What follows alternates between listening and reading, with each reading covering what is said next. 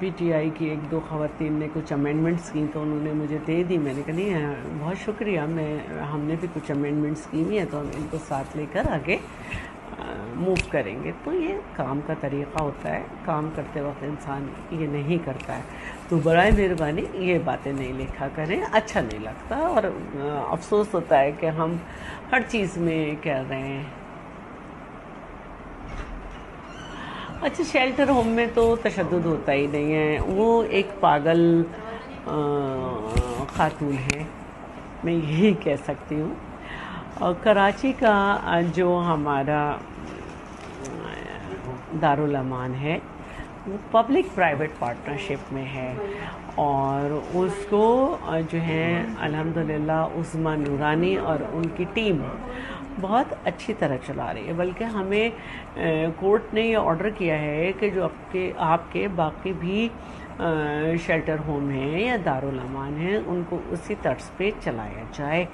तो जब हम वहाँ पे जाकर किसी सर्वाइवर से या विक्टिम से मिलते हैं तो ऐसा नहीं होता है कि इदारा अगर हमारा है तो हम जो है ना वो पागलों की तरह घुस जाएंगे। नहीं, अगर मैं हैदराबाद भी जाऊंगी तो मैं एक दिन पहले लेटर भेजूंगी अपनी हैदराबाद की दारुल अमान की डिप्टी डायरेक्टर को और वो पूरे में लेटर जाएगा कि मैं आ रही हूँ।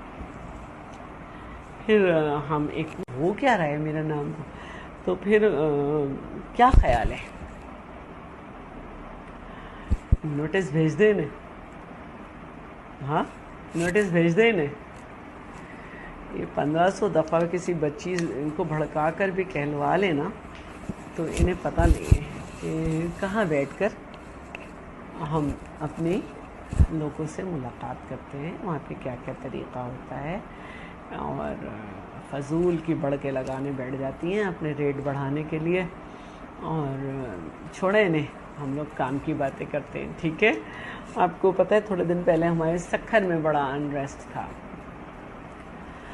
एक एनजीओ की खातून जो हैं जो कि एडवाइज़री कमेटी में थी वो अंदर जा रही थी और वहाँ पे उन्होंने बड़ा मसला कर रखा था। फिर मैं गई वहाँ पे मामला सीधे करके आई, एक वॉलंटियर को बिठाया। अब मैंने वहाँ पे क्या कहते हैं फिर मसला हो रहा था क्योंकि मसाइल तो होते हैं। तो फिर मैंने अपनी लाड़काना की डिप्टी डायरेक्टर को कहा है कि इधर भी 5-6 दिन दें, वहाँ पे लॉयर्स भेज दिए हैं तो अब बेहतर हो जाएगा मामला। कोई ऐसे नॉर्मल बात तो नहीं है ना, वहाँ पे जो ख़वातीन आ रही हैं तो वो आखिर पूरे डिवीज़न में एक एक करके दारुल अमान है और अगर वहाँ पे आ रही हैं तो फिर मसाइल तो होते हैं।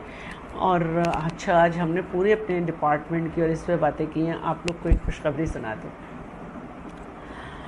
लाड़काना में जो हमारा दारुल अमान है